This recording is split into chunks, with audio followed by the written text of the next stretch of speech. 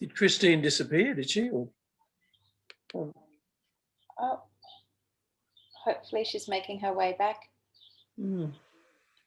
Sorry, guys. Technology is the bane of my existence.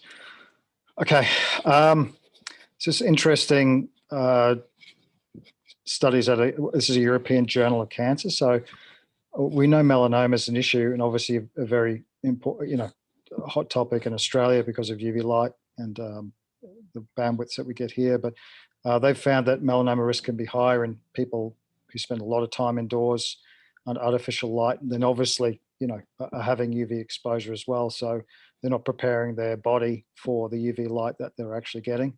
And some of those studies were actually done with UV light only, so UV light lamps, as opposed to natural full spectrum with near infrared and all the elements that nature brings. So I believe, my personal sort of clinical belief is the low vitamin D levels combined with poor melanin production in the skin and too much artificial light is very prominent in that issue with melatonin, and poor melatonin leading to poor cellular turnover and renewal, which I'll talk about in a minute.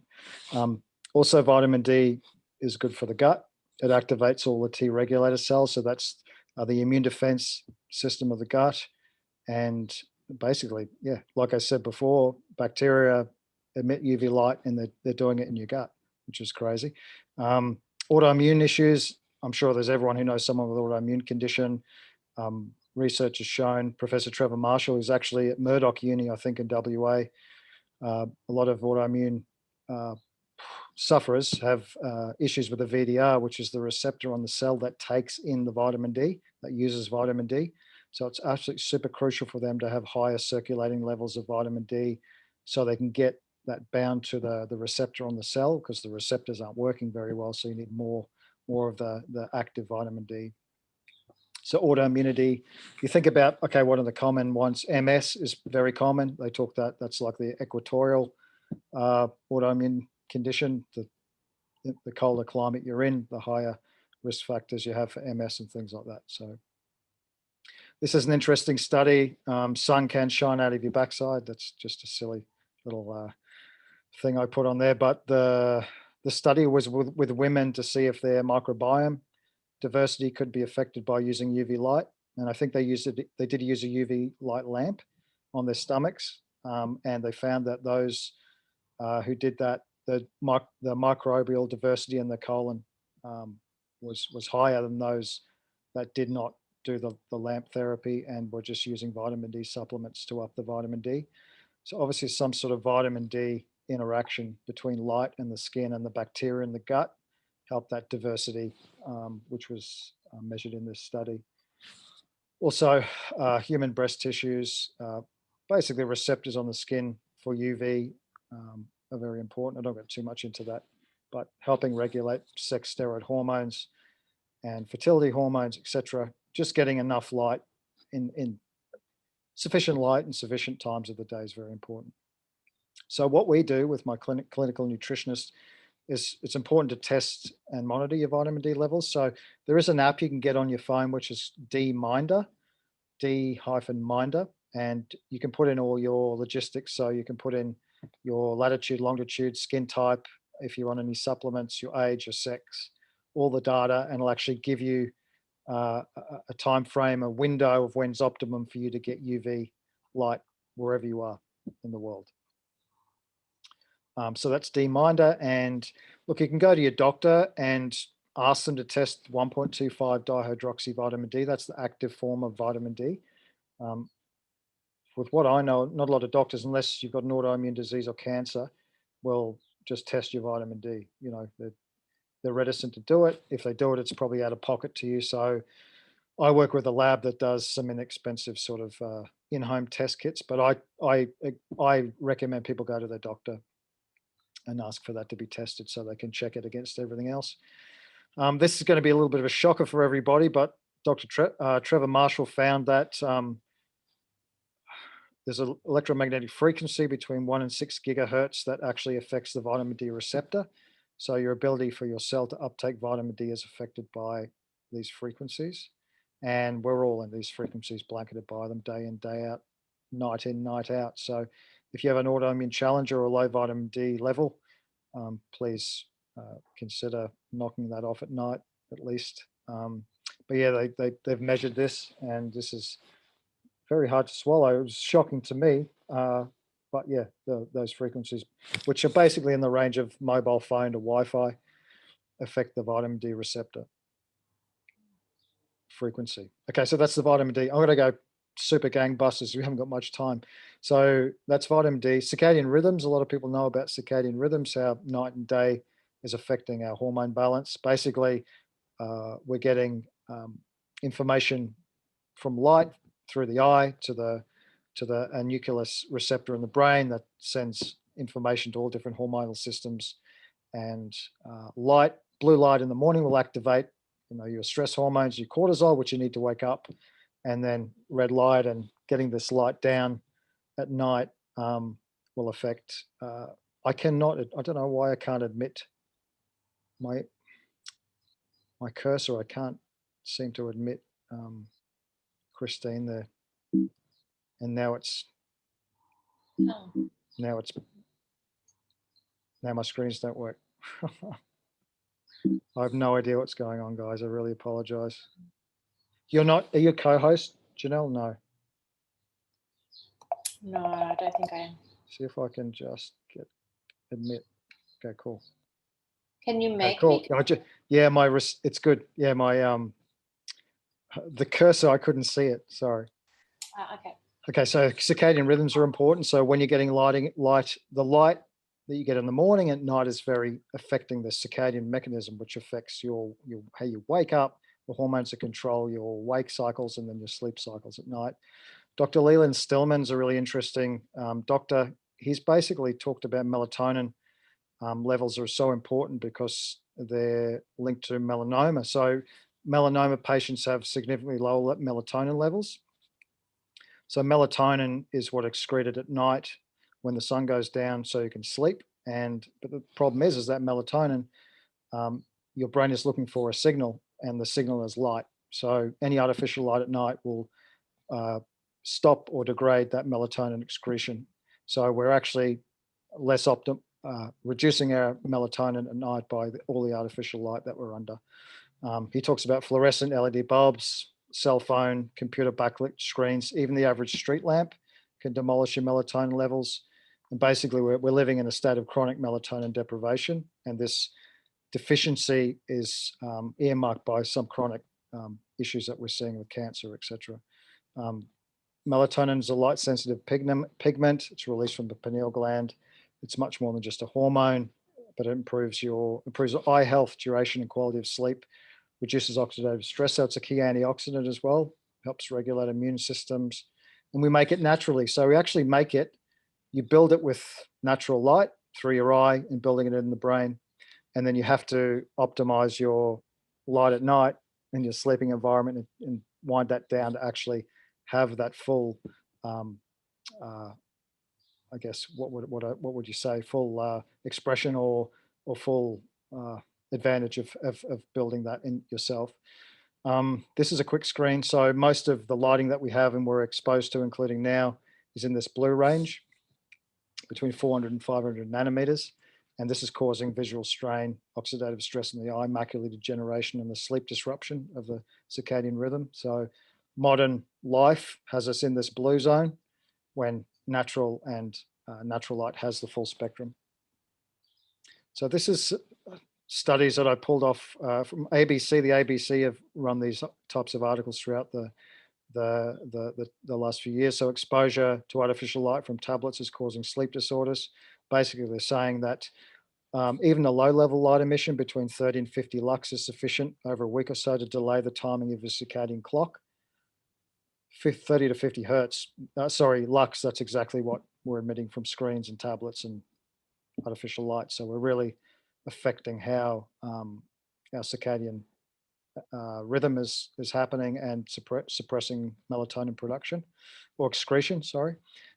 This is another study linked to antidepressants being affected by the metabolization of antidepressants being affected by light. So in the study, those that looked after the lighting environment had less blue light at night, less use of all these technologies. They actually metabolized the SSRIs better and were more stable, as opposed to those who were under artificial light and they couldn't get stabilized on any of the drugs that they trialed. So that's quite significant to me. Light is, as I said at the start, light is a full-on modulator of all your hormone systems and metabolization of every metabolization system in the body. This is really interesting. I don't know if you guys saw this ABC story. Max Burr was an Australian politician, a Tasmanian senator that had developed Parkinson's disease, and his medication wasn't working very well, or had stopped working over a number of years, and his doctor was retiring, and she was looking into other alternative therapies, which included red and near-infrared light therapy. They found a study in the Sydney University by Professor Mitrofanis on mice models, and they basically approached him and asked if Max could be part of a study. He said no, they couldn't. There was no human studies. So Max went to a men's shed in Tasmania and got them to build these light helmets, and 40 minutes a day over a period of 3 or 4 months, and all his symptoms were under control. So he went back to the professor, and then they did the human trials last year. So they did human trials at Adelaide and Sydney, and I think they're working on commercializing that helmet for Parkinson's. But the reason behind this is that there's a chronic melatonin deficiency, because what melatonin does, I went through that list before, but what I didn't mention was it helps the brain detoxify at night. So adequate melatonin levels will help your brain reduce in size by about a third in size, or 2/3 the size. And then the lymphatic system of the brain will wash out and detoxify all the metabolites that you built up in your brain throughout the day. If you don't do that, that's when all those plaques will build up. Dementia, Parkinson's, Alzheimer's, in epidemics now, like even younger people, like 50-year-olds. Why is this happening? And I put it down to the melatonin deficiency syndrome, because your brain's not detoxing. You don't have enough melatonin in your system to detoxify the brain or turn over all those cells. Just imagine like your work that you're during the day. It's like a car. It's like the engine's running, you're creating all these metabolites. You need to get rid of those metabolites. And that's the system that does it. Your brain will detox when you have enough melatonin. Study out of Israel on lighting, increased risk of cancer by this is outdoor lighting, LED lighting. So basically they were the first to research, this is about, 13 years ago, examining the differences in melatonin suppression and secretion with exposure to outdoor lighting. And they found that the more orange hue light was a lot better than these white and warm white lights that they've developed. So this was the University of Haifa research in 2008, basically implicated the lighting in relation to prostate cancer and development of nearsightedness in children, eye strain, headaches, sleep disorders because of that lighting. So some information or some recommendations filtered out from this study. Some of the doctors were saying, look, it should be legislated on commercial lighting, what frequencies of light they emit and how this might affect melatonin production, circadian rhythms. That was Dr. Fabio Falci. I mean, good luck to that. I mean, industry is, it's so hard to pull them back with anything they're doing. So he said, look, we could do this in Israel. So I guess it's similar to what we see in all other realms of science, that research comes up with studies and it takes 20 years to filter down to any clinical or industrial practice. This is the reason why there's a problem. So this is a quick slide showing the spectral analysis of the lighting, the modern lighting. So if you remember, sort of that's daylight in the top left. The old halogen lighting was a lot better because there's a lot more red in that lighting. Incandescent was a lot better because there's a lot more red in that lighting. But the problem is, from I guess a green or bio aspect, they're not energy efficient, right? There's a problem. A house full of incandescent lighting, I'd like to see electricity bill be through the roof. And you can see the fluorescent lighting is not very good for biological incongruence. If you see what daylight, that smooth spectral analysis compared to fluoros, if anyone's got fluoros, you find the strobing and the flicker from those lights can give you headaches and really muck up your system. So in the 21st century, or maybe the last 20 years, we've moved towards cool white LED and warm white LED. Cool white LED is still too much blue light, and warm white LED, even though it's less, it's more, it's easier to be under, or less straining for the eye. It's still very high in green light, which also degrades melatonin.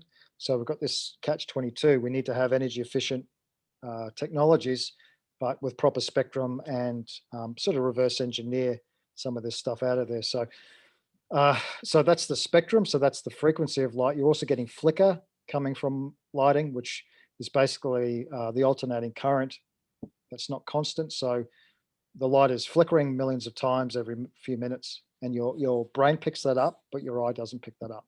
So this is another lot of studies based on the dementia, neurodegeneration because of these effects on the brain.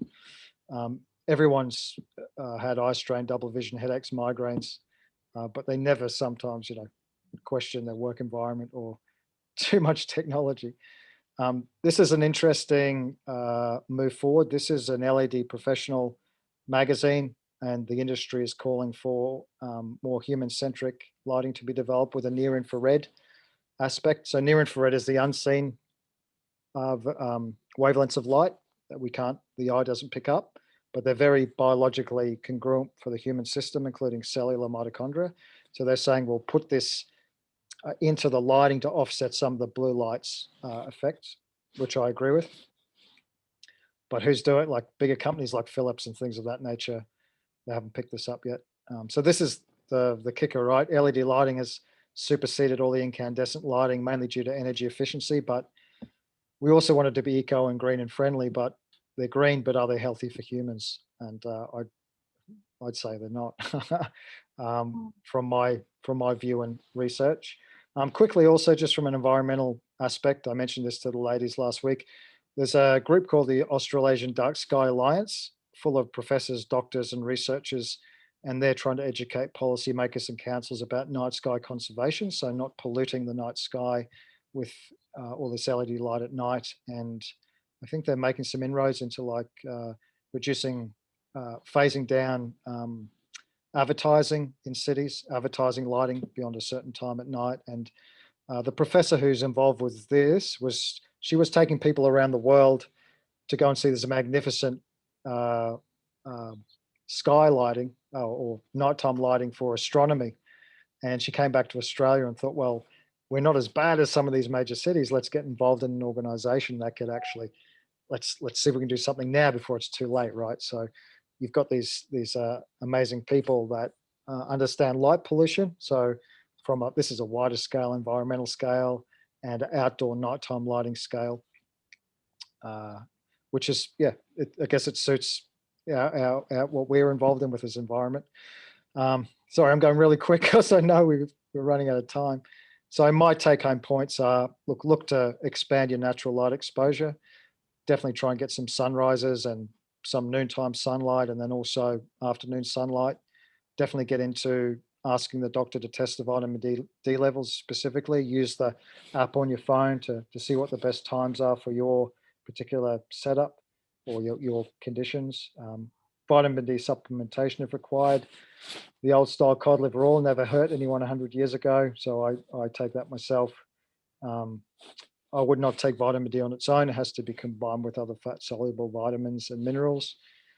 Build your melatonin levels by getting as much natural light as possible, and then look at mitigating your artificial light at night through, there's apps and things and screen filtering and obviously blue blocking glasses and things of that nature. There's also, as I said, I'm involved in companies that are developing better lighting. And interesting, cover your skin when you're under artificial light. So remember when I said at the start of the talk, the receptors you have on your skin?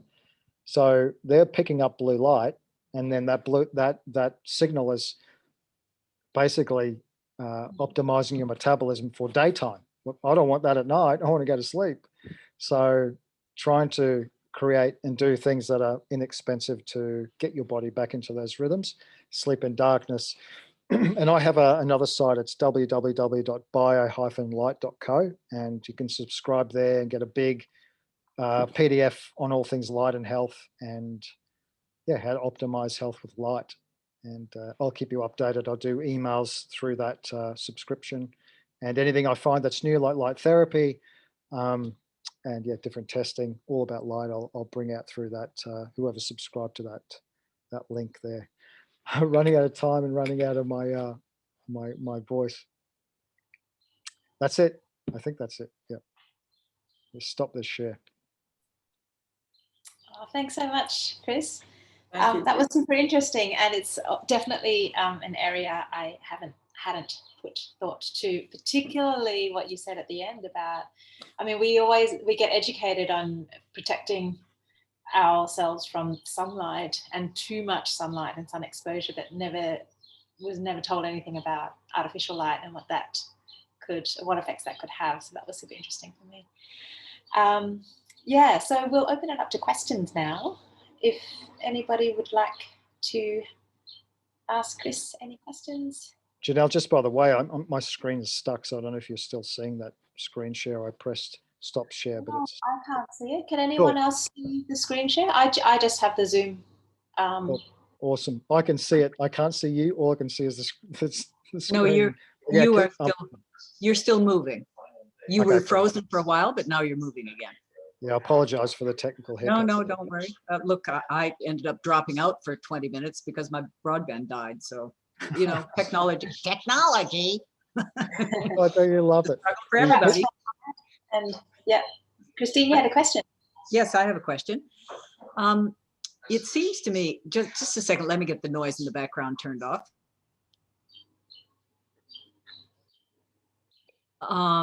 It seems to me that the circadian, I've gone really deeply into all this circadian rhythm stuff and lighting and everything else. I have a orange light bulb in my bedroom, and you know, all those kinds of things that you do, and I try to reduce my screen time near bedtime, all those things, because I understand the science.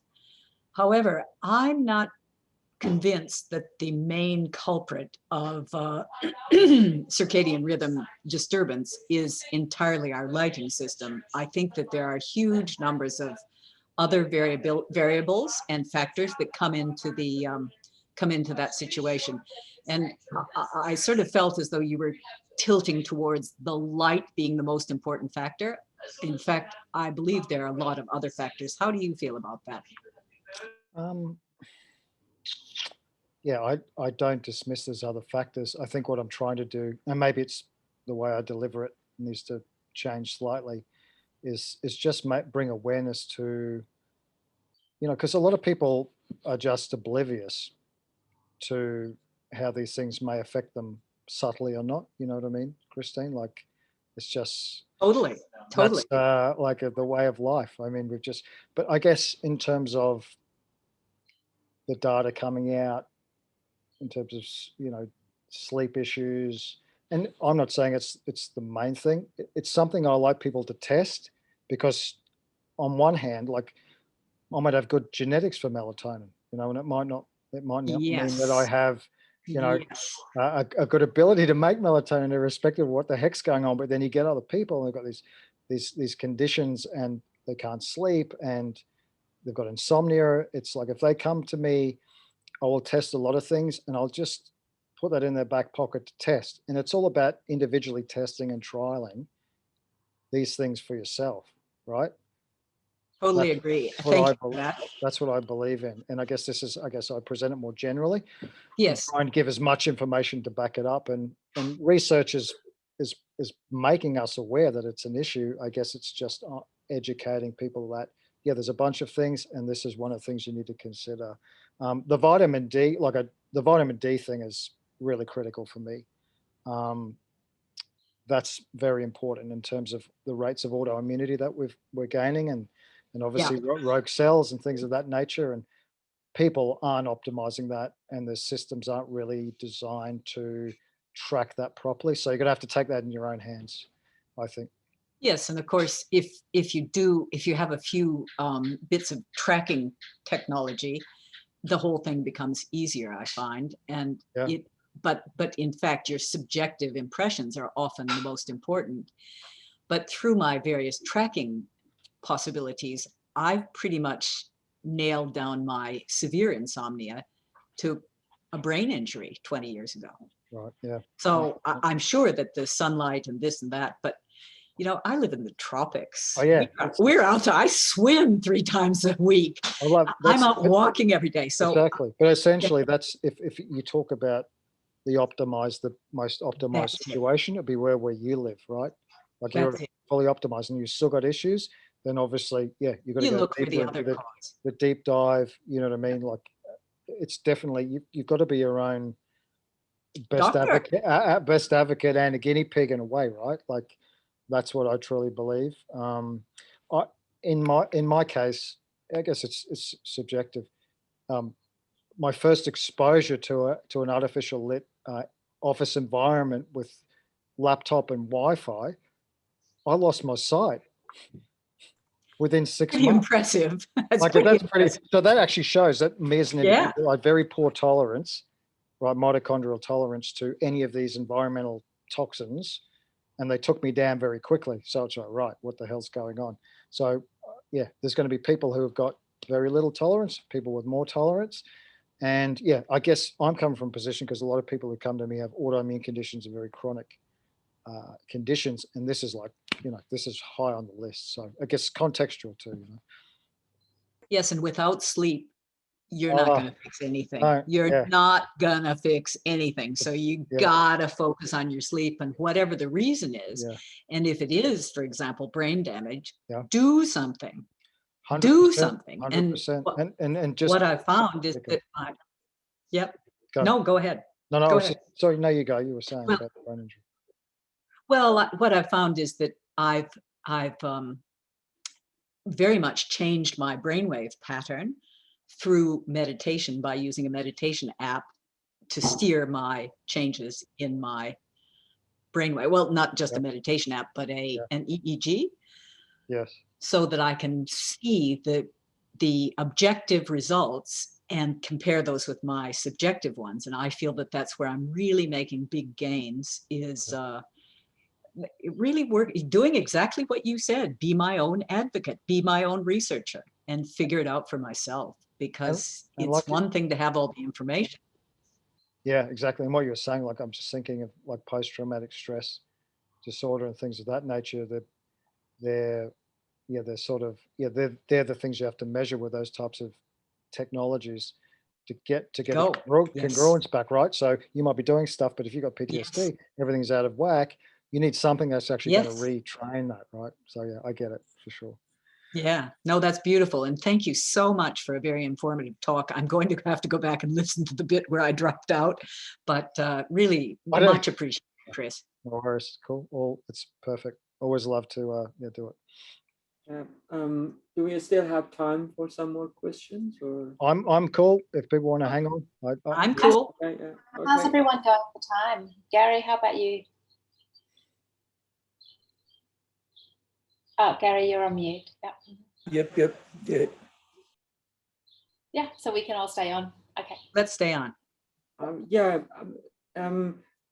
mentioned 10 to 30 minutes sun exposure in the morning and then noon time and the afternoon. Is this the optimum? Is this what you recommend? How much exposure you think it's good to have every day? I mean, I understand that depends on the color of the skin and the season and all sorts of things, but just in average, generally speaking. I guess this is generally speaking. I think I'd like to talk more about individually your context. So depending on if you're Northern Hemisphere, Southern Hemisphere, have you been avoiding the sun, in a sort of UV phobic? If that's the issue, if that's where you're starting from, then I wouldn't suggest just going straight to noontime sunlight. I mean, you have to actually do probably afternoon sun to actually prepare your skin, right?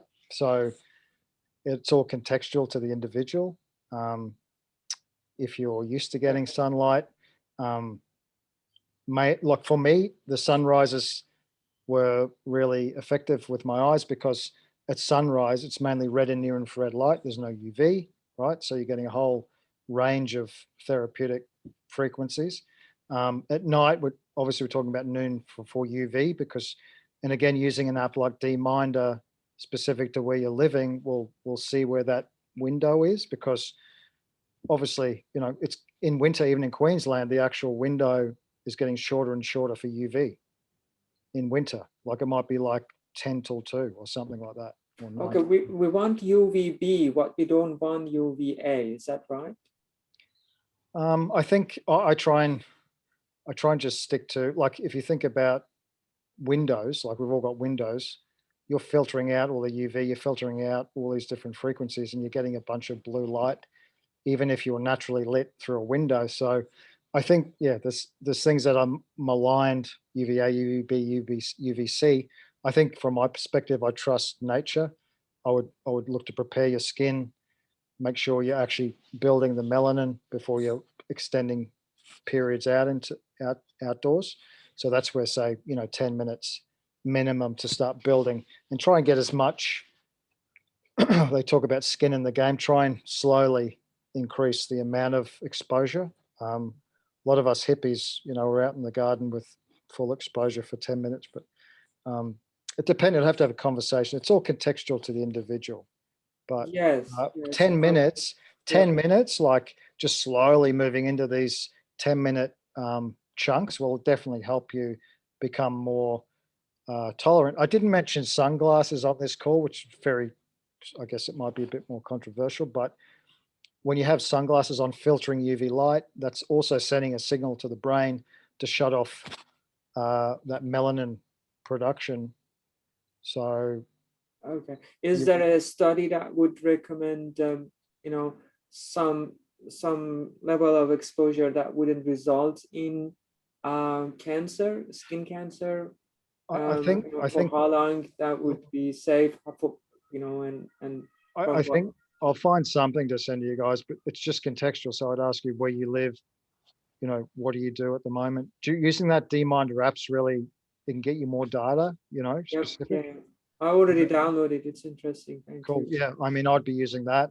I mean, I'm Northern European, but I have probably Italian and some Iranian in me or something. So I tan very quickly. So I've got a natural protection. But if you're, have a whiter complexion, you're going to burn quicker. So it's all about getting that data and matching it to yourself. A bit like Christine, it's a bit of tech that is quite ingenious, Yeah, no, I'm Middle Eastern and I live in Newcastle.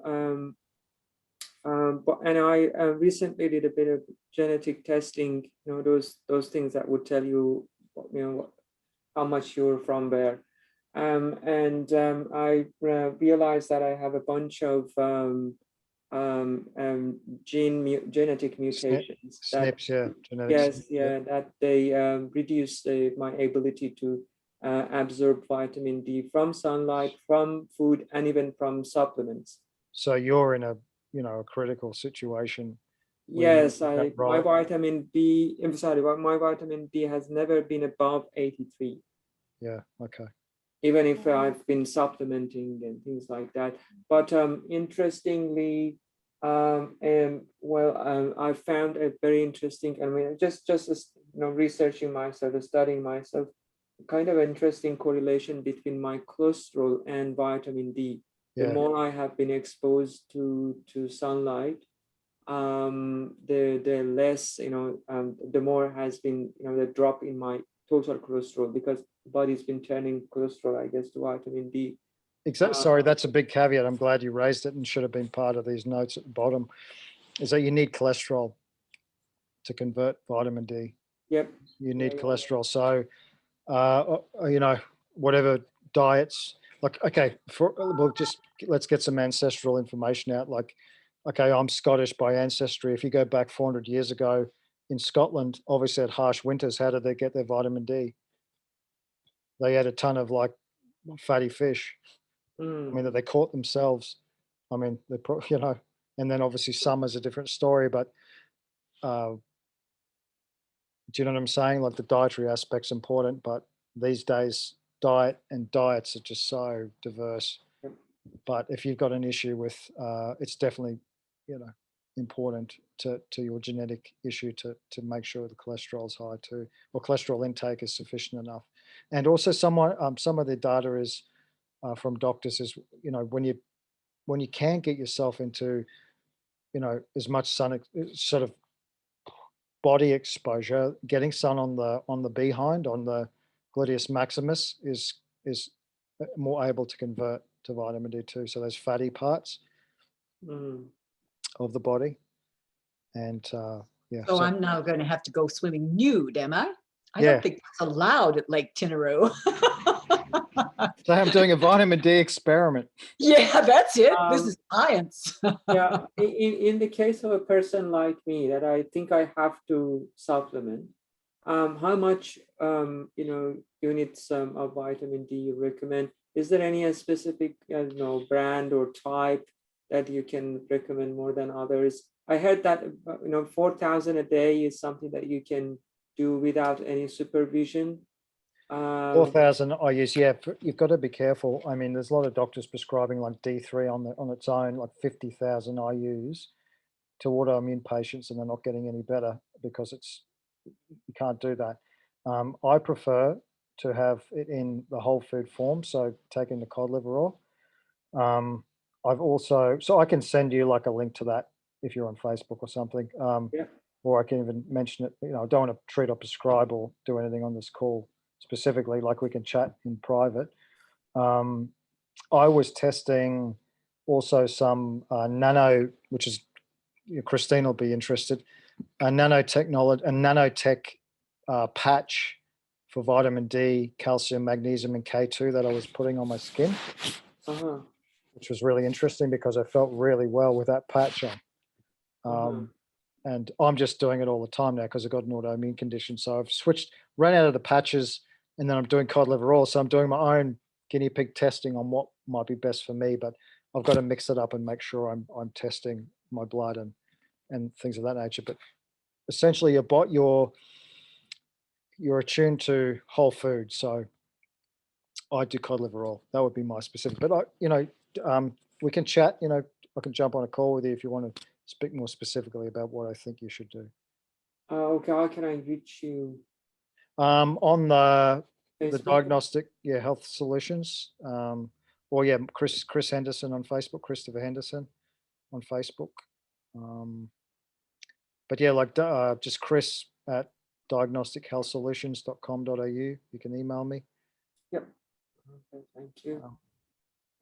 And sorry, and another question again, another silly one. I know again it depends on the person and where they live and things like that. But how much of their skin should be exposed? Is that the whole arms or the face? And I mean, especially in winter when we need more of the sun exposure, because the weather is cold, you still have to wear something. Yeah, how exactly. much you should wear.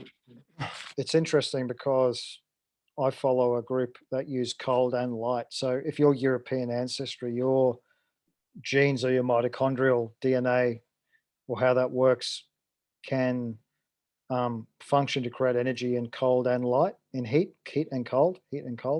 So I guess you've got to work up. I mean, I'm not saying going full nude in the winter, but I mean, I'm in Queensland and we don't do that here. I wrap up because it's cold in Queensland and that's a problem. But as much as you can tolerate, like just slowly, start to build up. Like I try and get my arms and my face and legs, but the fatty tissue is where it's at. So the butt naked, Okay. That's interesting. Yeah, thank you. No worries. One more question if you still have time. Sure. This relationship between the vitamin D deficiency and this autoimmune diseases is very well substantiated scientifically, I guess, by now. Yeah. When you increase the intake, it's not a solution to the disease. It may make things a little bit better in terms of the symptoms. Yeah. So how would you explain this causality or this I don't know, correlation, if you like? So I guess vitamin D is intrinsic in helping control innate immunity. So like T cells that just take Yeah. out anything that's coming in. And also vitamin D is intrinsic to controlling viral replication and bacterial replication in the cell. Yes, So yes. when you lose, with autoimmunity, you lose your innate immunity. Mm-hmm. One thing, a control over innate immunity, and vitamin D levels are low. So essentially what happens is in autoimmunity, when you do further testing, you find there's like viral components at the basis of it. Because of, like for me, I've done testing, Epstein-Barr is a problem for me. And that seems to be driving this autoimmune condition. So by I guess putting the dots together, raising the vitamin D to get more control over that intracellular control over that virus is that connection. Yeah. No, my question is more about what, the causal relationship between these two. Oh, sorry. Yeah. That's okay. Essentially what you said before, the genetic is most of the predominantly people with autoimmune have VDR receptor issues. And To that vitamin D deficiency may switch on some genes that would result in the autoimmune disease at some age. yeah, Which you can't turn it off. But again, when you increase vitamin D intake, it may just improve some of the symptoms. But since the gene is turned on, you cannot turn it off. You have to continue with the disease for the rest of your life, right?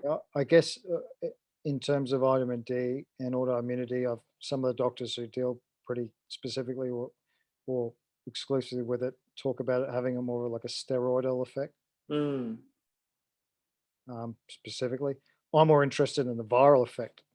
I'm more interested in controlling the virus, my cells controlling viral replications, because the Epstein-Barr is, I have an autoimmune disease, which is musculoskeletal in nature. And I didn't realize until I tested that and looked at the research and the literature that in this particular autoimmune condition has a high susceptibility, a high sensitivity to Epstein-Barr virus, highly sensitive to that virus. Okay. Nice. Christine, you were saying you take 2,000 units of vitamin D just before bed. Just as an example of what somebody else does who already lives in a very good situation in terms of sunlight and those sorts of things. And I'm sorry, I'll get back to the question. I know that was part of your question, how many IUs. The patches that I was taking were 5,000 IUs delivered over 8 hours. It's like an 8-hour slow release patch. I've got to work out what my equivalent is with these cod liver oil, in terms of because you get vitamin A and omegas and stuff with that, but 5,000 is a pretty good starting point. But you have to, I would never suggest like D3 on its own. Like if you start to up your vitamin D without the minerals and without the K2 and all these things that work synergistically, like that's going to affect like calcium metabolism. So calcium is going to be going to parts of the body you don't want it to. You don't want that. You want this synergistic interplay to get calcium into the bones, which is vitamin D, calcium, magnesium, K2, they all work together. So the synthesization of minerals and vitamins, I don't believe in. You have to get back to the whole food version, I believe. Christine, did you have a question? I'm really interested in health and nutrition because my mother told me to be. My mother told me so, But so I could ask questions all night, but I'm really appreciating the fine points that you're bringing in now, Chris. So that's really good. And of course, that whole thing of taking one supplement and thinking one supplement without all the holistic elements of other things that you need to make it work is just hopeless. It's turning back to the medical model, isn't it? Yeah, I think Rhiannon said, how does this fit in with like the NENA or economy or different economies. I Yeah. mean, it's decentralizing medicine, right? We don't want centralized medicine. We want to decentralize it and have more control. This is part of it. I mean, the centralized system says, take this or take that or take the other, but you need to go back. Like, I loved how we think about ancient ancestral civilizations and mapping back your genotypes back to those. Like, the indigenous people here, how did they live? How did they fish? How did they eat? From the land. And we're so far removed from that. And like, I've even made this point to when we've met with environmental groups, including AILA and including different organizations, where we end up in a university hall with like fluorescent lighting and Wi-Fi. And we're talking about like environmental things. Like, why can't we get outside and do that? It drives you nuts, doesn't it? Why can't we? Let's just get some more congruency, which is part of the frequency. So, yeah, even with supplements going back. I think the holistic approach is certainly a necessity, and that is very much missed by the conventional medicine. But case by case, sometimes one factor plays a much greater role in explaining and possibly in addressing the issue. I have recently had a kind of experience. My brother lives overseas, and he is a specialist doctor, gastro, and working in the hospitals. He was affected by COVID, and he started to suffer from long COVID. Very severe chronic fatigue with body pain all over the body. Yep. And I searched and I searched. Well, he has his own books to look, the textbooks, and they've got the app called Up to Date, which FDA, I guess FDA regulated or something. Couldn't find much in there, but I searched, and then there's some recent studies. But I should say it's something very interesting that George Monbiot, the famous UK journalist, raised, because he was also being affected by long COVID, was that this chronic fatigue was used to be considered as women's issue, which is in their head prior to COVID, and no real serious studies were actually funded to address this issue, because it was women's and it was in their heads. But it seems that these COVID is because now more men are being affected by that, and more people are being affected by that. It seems that they are thinking, well, maybe fibromyalgia, what we call fibromyalgia or chronic fatigue, might be real things. But it was interesting in a study. I think that was still, I think that happened before COVID, but gained more momentum and attention during COVID. That was a very small one. An Italian researcher experimented on 3 people suffering from chronic fatigue and pain, mostly the pain. And his theory was that something has happened that has altered or I don't know, caused problems with the pathways where vitamin B1 can reach to mitochondria. If we increase, it's like you have a hole in your car's gas tank, but you don't know how to fix that. It keeps going. You don't know where it is, but what you can do is that you can keep putting more gas into the car. So he increased the intake of vitamin B1 for these 3 people. I think 1 or 2 of them responded positively when it reached 600 milligram a day, and the other people had to increase it to I guess 1800. So that was my recommendation to him, and he has started taking vitamin B1 HCl, thiamine hydrochloride, and he is now telling me that about 80% reduction in pain.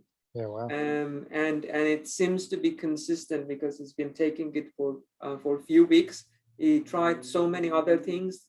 Initially they affected positively, but then they impact, their positive impact disappeared quickly after 1 or 2 weeks. But this one seems to be, well, I should touch wood, seems to be working for him. Yeah, no, I mean, it's bio-individuality. I suppose you got to work out and work with someone who can work that out. I mean, obviously he's very smart and he's got resources, but it's interesting when you talk about chronic fatigue. I mean, ME and things of that nature. I know it's a lot of this stuff is viral related. There's some virus, the body's just not able to get a hold of it, and it's causing havoc. And I've seen it time and time again. And I'm just wondering if this is, obviously we're talking about viruses and things of that nature. It's not able to get that control over the viral replication aspect in the cell, and I'm intrigued by that. And yeah, I brought up the EMF stuff because I think we might be doing something about electromagnetic fields down the track. And I'm reading a book at the moment called The Invisible Rainbow, which is by Arthur Thurstenberg, and it's about the electrification of the planet. And it was something really interesting in that book about Bhutan, country of Bhutan. It didn't have a power grid up until maybe 2010, and now it's electrified, and now type 2 diabetes is through the roof. And that's the only thing that changed. They haven't changed their diet, haven't changed their ancestral ways.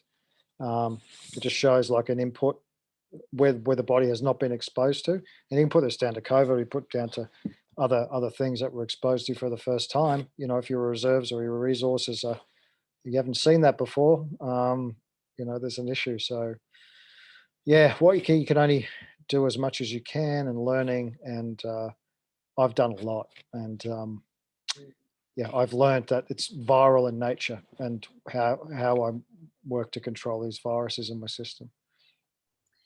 Can I just do a quick time check? I personally have about 10 minutes left. How's everyone else going for time? I'm going to have to give up soon, but this has been fantastic. So thank you once again, Chris, and thank you, Janelle, for facilitating. It's been just great. No worries. And I'll see if I can retrieve these recordings. Hey, Chris, they'll come automatically to you. Oh, Yeah. sorry, Christine, what was that? They'll come automatically to you, Chris. Yeah, cool. Yeah.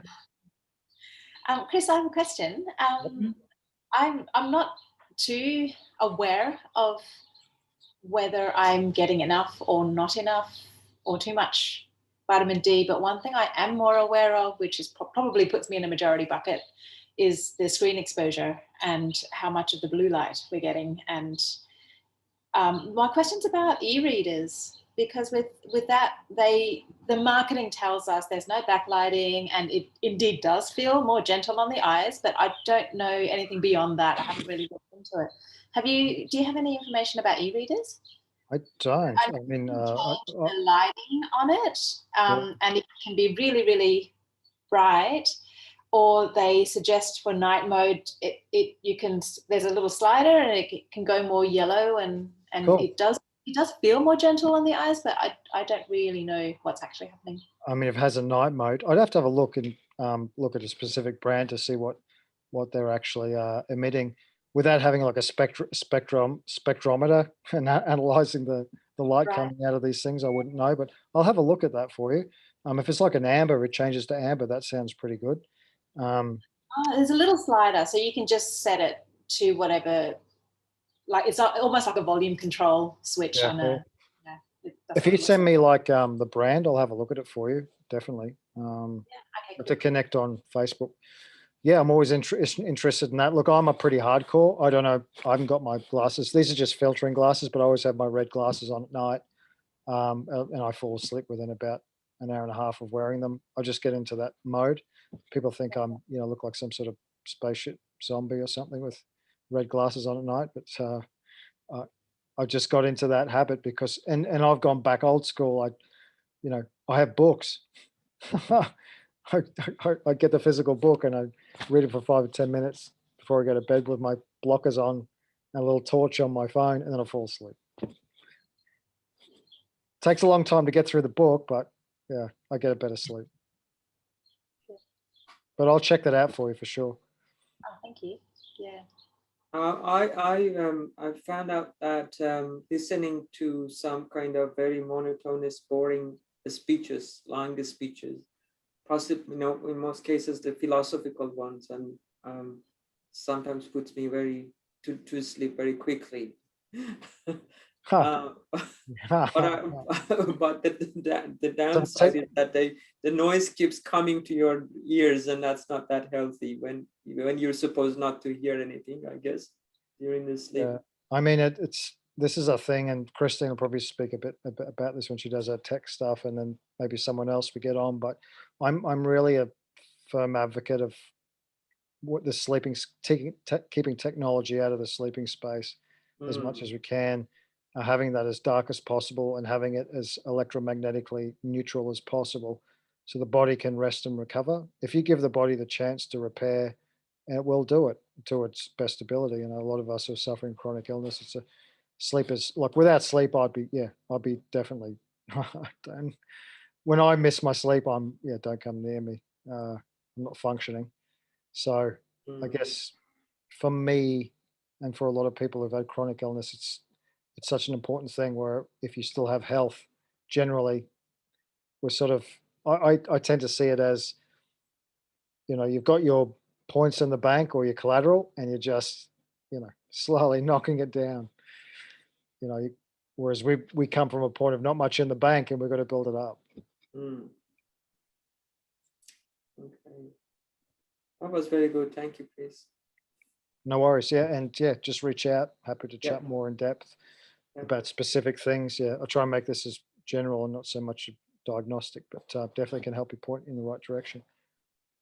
Yeah. Thank you. Thank you for coming on. Janelle, you need to unmute yourself. Oh.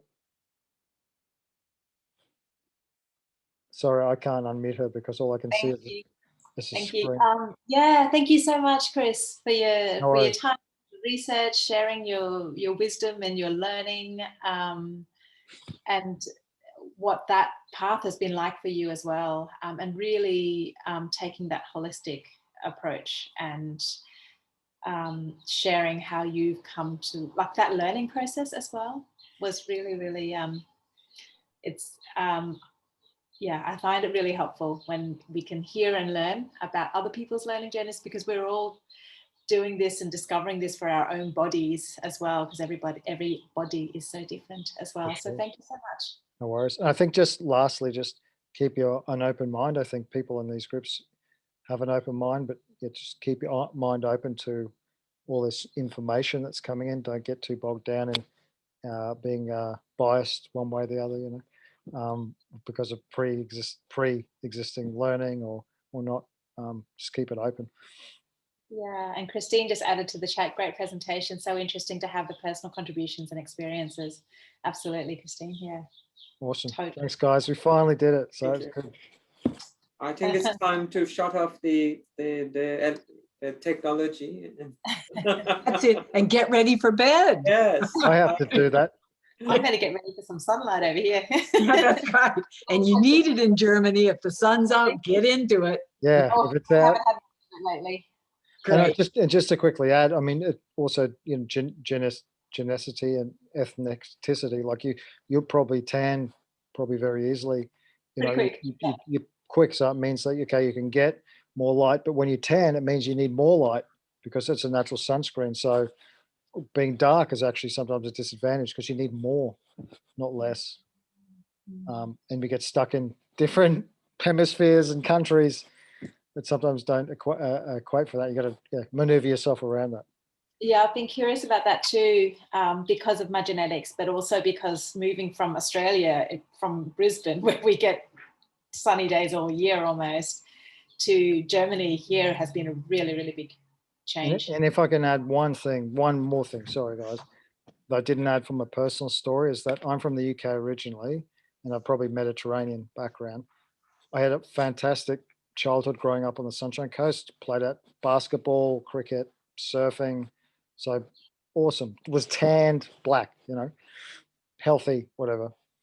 I went back to the UK after finishing high school, straight into winter, and then went to work in a shift worker's job. I worked shift work for 12 months and eating food out of rhythm, like midnight. And within about 18 months, I had my autoimmune condition come up. So I changed my entire environment.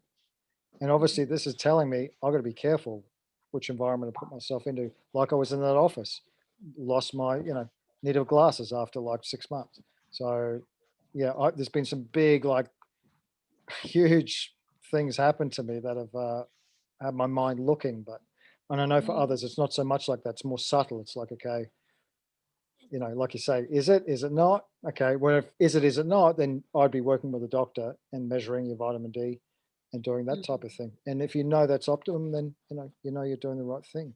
Simple as that. Any last thoughts, comments, input from everyone here before we close the meeting? Thank you. Thanks all. Thank you. That was very educational for me. Thanks, everyone. Thanks, guys. Thank Great you. evening. Thanks. Off to Okay. bed. Yeah, off the bed. In Australia, yes. Off to dark, quiet bed. No tech, low tech, dark, quiet. Low tech. Cool. No Wi-Fi. No Wi-Fi. Thanks, Chris. Thanks, Good on everybody. you guys. See you Thank soon. you. Bye. Bye. Bye-bye. Bye. Bye.